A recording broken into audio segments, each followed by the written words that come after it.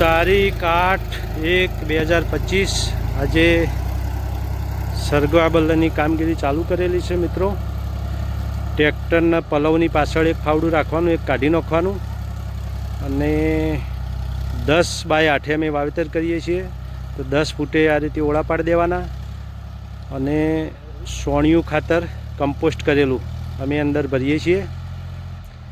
પહેલાં ભરવાનું 4 ગણ માટી, ફેર ભરવાનું 4 ગણ માટી, એ રીતે ભરતા ભરતા ઉપર ભરી દેવાનું। પછી ટપક ઉપર મેકવાની, ટપક મેકીને અને એને જીવામૃત ચડાવવાનું, 2-3 વખત પાવાનું, પાઈને અને પછી 15-20 દિવસ રહેવા દેવાનું।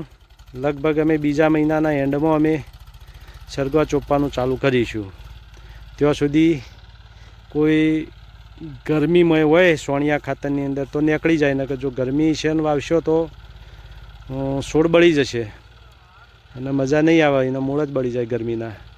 તો ગેસ અંદરથી નીકળી જાવ જુઓ, બરાબર પાણી પાવાનું, પછી જ એની અંદર સરગવો ઉપર ચોપવાનો।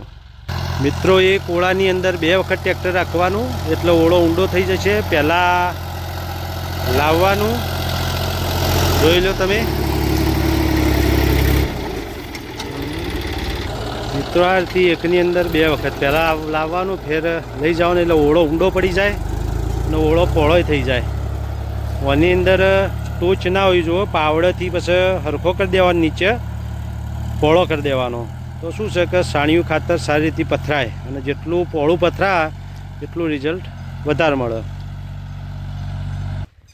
આ અમારા સોણિયા ખાતરના ઢગલા છે, સાણિયું ખાતર આ રીતે લાવી દીધેલું છે તો એ ખેતરની અંદર નંખા એમ